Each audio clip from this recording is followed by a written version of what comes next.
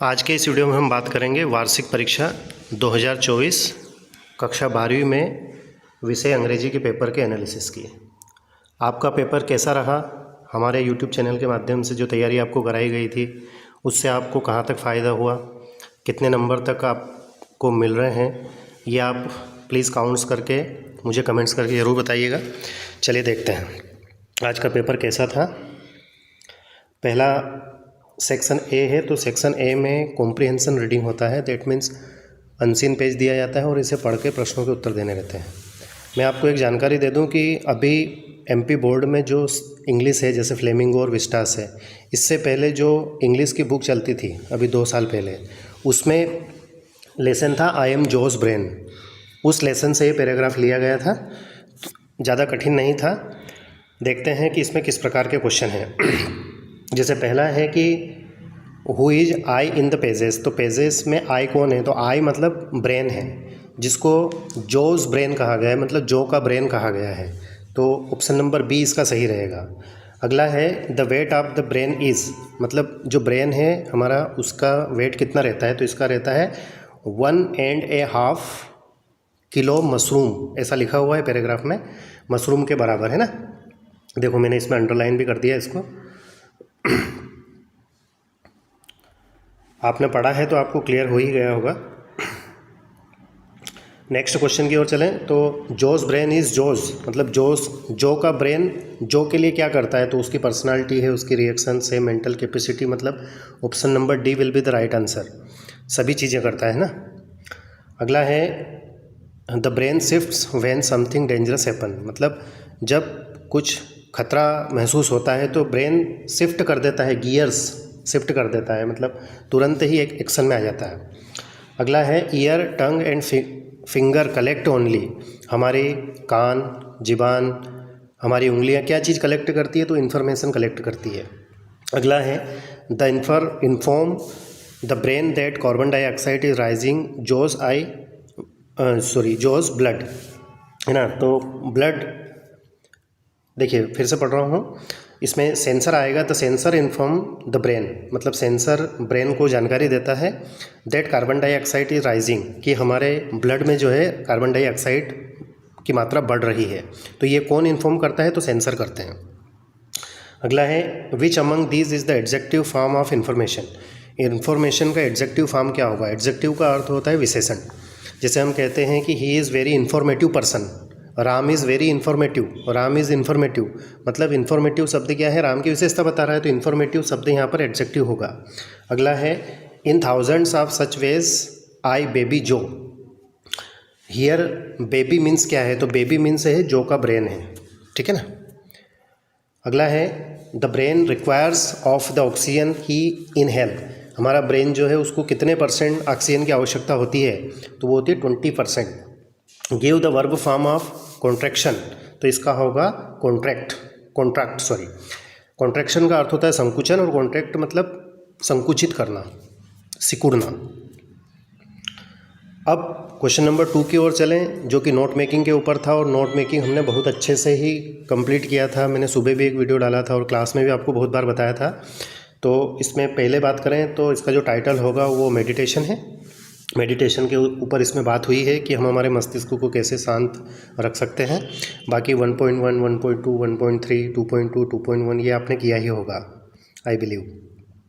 फिर बात करते हैं सेक्शन बी की, जिसमें राइटिंग स्किल है। तो राइटिंग स्किल में पहला जो था ये आपने किया होगा, ये बॉम्ब ब्लास्ट का है। ये कक्षा 11वीं में भी मैंने आपको करवाया था, 12वीं में भी बार बार इसकी प्रैक्टिस करवाई थी, और शाम को लाइव क्लास में भी मैंने बताया था कि बॉम्ब ब्लास्ट का आपको करके जाना है, और वो आया भी है। आई होप कि आपने अच्छे से बना दिया होगा। ऐसे दोनों तरफ बॉम्ब बनाए होंगे, सुतली बम, जैसे मैंने आपको क्लास में बताया था, है ना। ये अगला है, तो ये समर वेकेशन के ऊपर लेटर है ना। देयर इज़ नो डाउट कि आपने नहीं किया होगा। फिर है इम्पोर्टेंस ऑफ ट्री, मैंने शाम को बताया था कि importance of tree, importance of English या वैल्यू ऑफ गेम्स, तो इम्पोर्टेंस ऑफ ट्री आपने किया है। अब बात करते हैं सेक्शन सी ग्रामेटिकल पोर्शन की। तो पहले क्वेश्चन की ओर चलें। We keep our bread in fridge, it doesn't go bad, हम हमारे ब्रेड को फ्रीज में रखते हैं ताकि वह ख़राब ना हो। तो सो दैट का अर्थ होता है ताकि, ठीक है ना, तो सो दैट यहाँ सही आंसर होगा। अगला है हाउ, फिर रिक्त स्थान दिया गया है milk do you buy daily. तो मिल्क क्या है, यहाँ अनकाउंटेबल है और अनकाउंटेबल के पहले हम मच का यूज़ करते हैं। Indian youth full of for the bright future of country, मतलब भारतीय युवाओं को इस बात की उम्मीद है, आशा है कि भारत का भविष्य जो है क्या है, ब्राइट है, तो ऑफ आएगा। Mohan speak to languages, Mohan 2 भाषाएं बोल सकता है, मतलब यहाँ पर उसकी कैपेसिटी एबिलिटी बताई जा रही है, तो कैन का यूज़ होता है। मैंने कई बार आपको ये भी बताया था कि जब किसी भाषा को बोलने की बात कही गई हो तो आपको कैन का ही यूज़ करना है। अगला है man who wrote this book is my friend, मतलब जिस व्यक्ति ने ये किताब लिखी है वह मेरा दोस्त है, तो इस व्यक्ति के बारे में अलग से यहाँ पर जानकारी दी जा रही है। दैट मीन्स ये मैन जो है यहाँ पर स्पेशल हो गया है, तो यहाँ पर क्या होगा, द। जैसे मैंने उदाहरण देके बताया था कि वह बुक कहाँ है जो मैंने कल तुम्हें दी थी, है ना। तो जब कोई स्पेसिफाई किसी नाउन को किया जाता है, अलग से जानकारी दी जाती है, तो द का यूज़ होता है। अगला है I know that he is ill, मैं जानता हूँ कि वह बीमार है।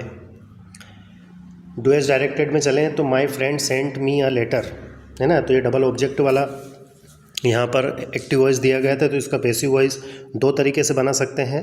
यहाँ पर हमने बनाया है a letter was sent me by my friend, या फिर ऐसा भी बना सकते थे कि I was sent a letter by my friend. As soon as I meet my friend I started weeping, इसमें नो सुनर का प्रयोग करना है। तो जैसा कि बताया गया था आपको कि एज सुन एज के स्थान पर नो सुनर लगा देंगे वर्ब के अनुसार। हेल्पिंग वर्ब डू डिड या डज में से एक आएगी। वर्ब है यहाँ पर सेकंड फॉर्म, तो हेल्पिंग वर्ब क्या आएगी, डिड। फिर ये सेकंड फॉर्म फर्स्ट फॉर्म में हो जाएगी, मेट का मीट हो जाएगा और दोनों वाक्यों के बीच में THN देन लग जाएगा। आंसर हो जाएगा no sooner did I meet my friend then I started weeping. अगला है you can catch the bus if you take a taxi, इसमें अनलेस का प्रयोग करना है, तो जहाँ इफ़ है वहाँ अनलेस लगा देंगे और यहाँ नॉट, कैन के बाद में नॉट लगा देंगे, तो आंसर हो जाएगा unless you take a taxi you can not catch the bus. अगला है ही हैड हिज लंच, देखो ये बहुत ही अच्छा क्वेश्चन था और लाइव क्लास में मैंने इसको करवाया है और अच्छे से करवाया था कि आपको क्लियर हो, ठीक है ना। तो इसका आपको क्या करना है, पास्ट परफेक्ट में चेंज करना है। तो कई स्टूडेंट ने समझा होगा कि हेड यहाँ पर हेल्पिंग वर्ब है, लेकिन ये हेड यहाँ पर हेल्पिंग वर्ब नहीं है। हेड यहाँ पर क्या है, वर्ब की सेकंड फॉर्म है ना, और इसको हमें पास्ट परफेक्ट में करना है। तो पास्ट परफेक्ट में हेल्पिंग वर्ब हेड होती है और हेड की थर्ड फॉर्म भी हेड ही होती है, तो ये हो जाएगा ही हैड हिज लंच, ठीक है। अगला है, ये थोड़ा सा कंफ्यूज करने वाला था, लेकिन फिर भी इसका आंसर यदि आपने लिखा हो तो आई होप कि ऐसा लिखा होगा, neither she talked nor looked at me, ठीक। और मुझे जहाँ तक लग रहा है कि आपने यदि कोई सा क्वेश्चन छोड़ा है तो वो यही छोड़ा होगा, क्योंकि बाकी सारे सरल थे। अगला है how much experience you have got, आपने कितना अनुभव प्राप्त किया है। अगला है the T is so hot that I can't drink it, इसमें टू और टू का यूज़ करना है, तो जहाँ सो है वहाँ TOO है ना, जहाँ दैट है वहाँ TOO, और फिर ये आई कैन नॉट हटा देंगे, तो क्या हो जाएगा the tea is too hot to drink it. आगे है एक्सट्रैक्ट को पढ़कर प्रश्न के उत्तर देना है। तो ये इंडिगो जो लेसन नंबर 5 है, जिसमें महात्मा गांधी और राजकुमार शुक्ला शेयर क्रॉपिंग के ऊपर चर्चा करते हैं, उसके ऊपर है। तो पहला क्वेश्चन है कि how many delegates were there in annual convention of the Indian National Congress party, मतलब इंडियन नेशनल कांग्रेस पार्टी के कन्वेंशन मतलब सम्मेलन में कितने डेलीगेट्स आए थे, तो वो 2301 आए थे। When did Rajkumar Shukla meet Gandhi, Rajkumar Shukla Mahatma Gandhi से कब मिले थे, तो 1917 में मिले थे। अगला क्वेश्चन है give the similar meaning of peasant, peasant का अर्थ होता है किसान, और इसका सिमिलर पूछ रहा है, मतलब फार्मर आएगा इसका। चंपारण इज सिचुएटेड, चंपारण कहाँ स्थित है, तो चंपारण जो है वो नेपाल के पास में स्थित है। अगला है from which lesson this extract has been taken, यह एक्सट्रैक्ट कौन से लेसन से लिया गया है, तो इंडिगो से लिया गया है, फ्लेमिंगो का लेसन नंबर 5। फिर है माई मदर एट 66 से यहाँ पर क्वेश्चन पूछे गए हैं, जैसे the poetess is coming from, poetess कहाँ से आती है, तो उसके पेरेंट्स के घर से आती है और कोचिन बंदरगाह जाती है। द वर्ड कोप्स का अर्थ क्या होता है, कोप्स का अर्थ होता है डेड बॉडी। अगला क्वेश्चन है नेम द पोएट, पोएट का नाम क्या है, तो वो कमला दास है। अगला है ये हमारी जो विस्टास है उसमें टाइगर किंग से लिया गया एक्सट्रैक्ट है। तो इसमें क्वेश्चन है कि chief astrologer placed his finger, chief astrologer जब आश्चर्यचकित होता है तो अपनी उंगली को अपनी नाक पर रख लेता है, ऑन हिज नोज़। अगला है, how many days old is the baby when he open his lips in speech. बच्चे की उम्र कितनी होती है, कितने दिन का होता है जब वह बोलने लगता है? तो मात्र 10 दिन का होता है और अपना मुंह खोलता है और बोलता है। अगला है, the Prince was in the or of the bull. Or of the bull मतलब उस नक्षत्र में वो जन्म लेता है। बुल मतलब होता है वृषभ, ठीक है ना। अगला है, from which lesson this extract has been taken. कौन से लेसन से लिया गया है? तो ये टाइगर किंग से लिया गया है, ठीक है। बाकी ये क्वेश्चन आंसर थे, इनको भी हमने बहुत ही अच्छे से आपको कई बार करवाया था और शाम को भी मैंने बताया था, उसमें से ही क्वेश्चन भी आए हैं, ठीक है ना। तो पेपर आपका कैसा रहा प्लीज़ कमेंट्स करके ज़रूर बताइएगा। Thank you very much and take care.